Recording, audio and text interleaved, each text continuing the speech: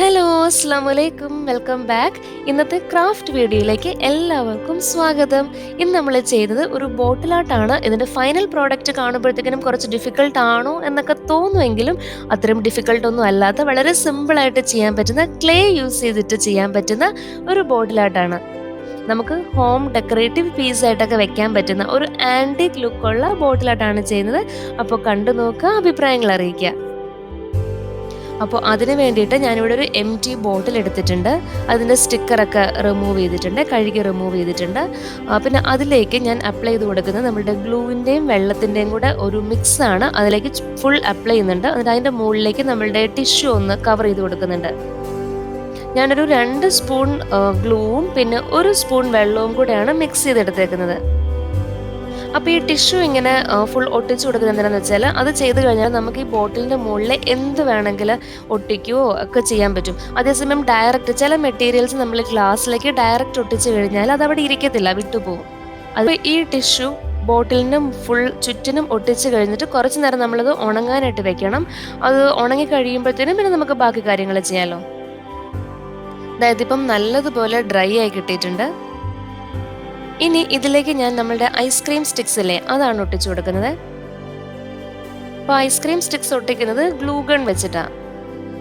നമ്മൾക്ക് ആ ഒരു ബാരലിൻ്റെ ലുക്ക് കിട്ടാൻ വേണ്ടിയിട്ടാണ് ഈ ഐസ്ക്രീം സ്റ്റിക്സ് യൂസ് ചെയ്തത്. അതിൻ്റെ ഇടയ്ക്ക് അധികം സ്പേസ് ഇല്ലാത്ത രീതിയിൽ പിന്നെ സ്ട്രെയിറ്റ് ആയിട്ട് തന്നെ വരുന്നത് പോലെ ഒന്ന് നോക്കിയിട്ട് ഒട്ടിച്ചാലും മതി. ഇത് നമ്മൾ ഫുള്ളായിട്ട് ചെയ്ത് വരുമ്പോഴത്തേക്കിനും നല്ലൊരു ആൻറ്റിക് ലുക്കൊക്കെയുള്ള ഒരു ഡെക്കറേറ്റീവ് പീസ് ആയിരിക്കും കേട്ടോ. അപ്പം ഇത് നമ്മൾ ഇതുപോലെ വാങ്ങാനൊക്കെ പോയി കഴിഞ്ഞാൽ നല്ല ക്യാഷ് കൊടുക്കേണ്ടി വരും. അപ്പോൾ ഇത് നമുക്ക് സിമ്പിളായിട്ട് വീട്ടിൽ തന്നെ കുറച്ച് സമയം ഉണ്ടെങ്കിൽ ഉണ്ടാക്കിയെടുക്കാവുന്നതേ ഉള്ളൂ.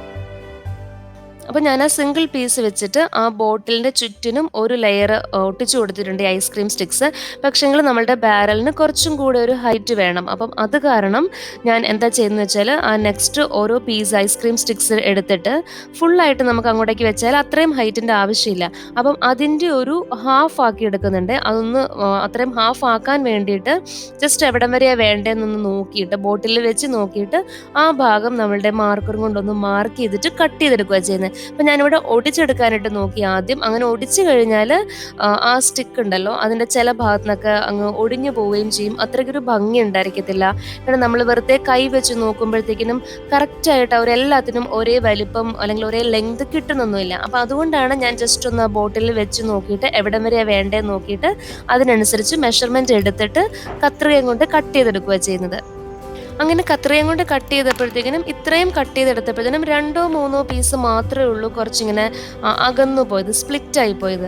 ബാക്കിയെല്ലാം കറക്റ്റായിട്ട് തന്നെ നമുക്ക് വേണ്ടതുപോലെ തന്നെയുള്ളൊരു വലിപ്പത്തിൽ കിട്ടി. അപ്പോൾ ഈ കട്ട് ചെയ്തെടുത്ത പീസസും ഞാൻ ഇതുപോലെ തന്നെ ഗ്ലൂ ഗൺ യൂസ് ചെയ്തിട്ട് ഇതിൻ്റെ മുകളിലായിട്ട് ഒട്ടിച്ചു കൊടുക്കുന്നുണ്ട്. അതിലേക്ക് ഞാൻ ബ്ലാക്ക് പെയിൻറ്റ് അടിച്ചു കൊടുക്കുക. ഇതിപ്പം അക്രലിക് പെയിൻ്റ് ഒന്നുമല്ല, ഞാനിവിടെ നോർമൽ പെയിൻറ്റാണ് യൂസ് ചെയ്തേക്കുന്നത്. നമുക്ക് ഇഷ്ടമുള്ള അക്രലിക് പെയിൻറ്റ് ഉണ്ടെങ്കിൽ അക്രലിക് പെയിൻറ്റ് യൂസ് ചെയ്യാം.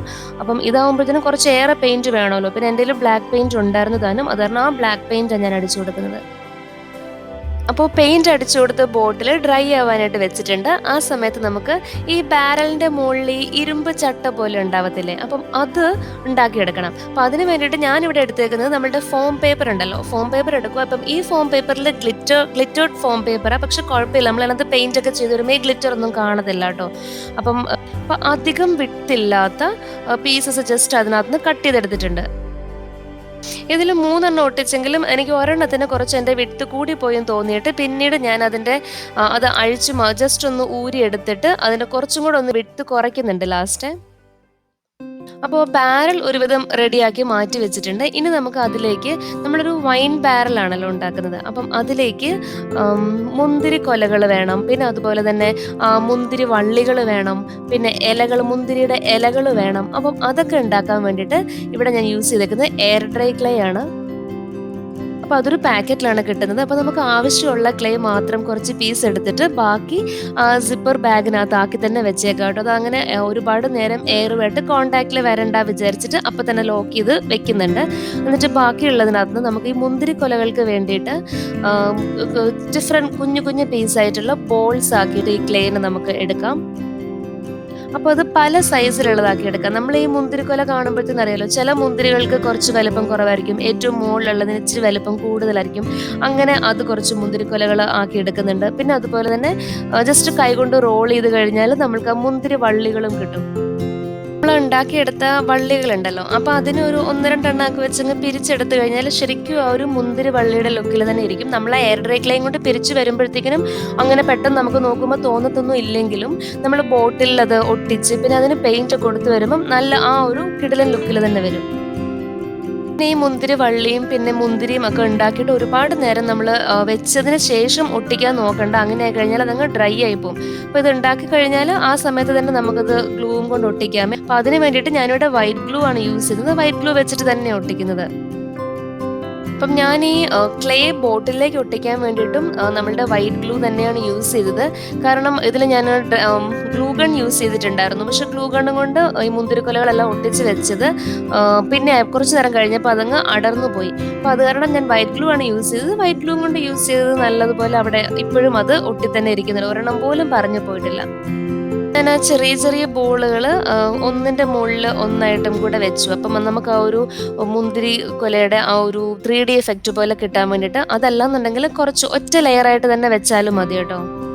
അപ്പം നമ്മൾ ഉണ്ടാക്കി വെച്ചേക്കുന്ന ഗ്രേപ്സ് ഈ ബോട്ടിലേക്ക് വെക്കുന്ന സമയത്ത് അതിന് മുന്നേ ആയിട്ട് ആ മുന്തിരി കൊലയുടെ ഷേപ്പ് ഒന്ന് ബോട്ടിൽ വരച്ചിട്ട് അതിൻ്റെ ഉള്ളിലേക്ക് എടുത്ത് ഇങ്ങനെ പെറുക്കി പെറുക്കി വെക്കുവാണെങ്കിൽ നല്ല കറക്റ്റ് ആയിട്ടുള്ള നല്ലൊരു മുന്തിരി കൊലയുടെ ഷേപ്പ് കിട്ടും.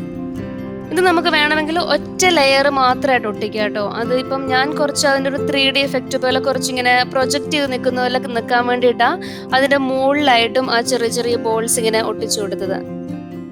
ഇപ്പൊ ഞാൻ മുന്തിരിയും പിന്നെ അതുപോലെ തന്നെ മുന്തിരി വള്ളിയും എല്ലാം ബോട്ടിൽ ഒട്ടിച്ചിട്ടുണ്ട്.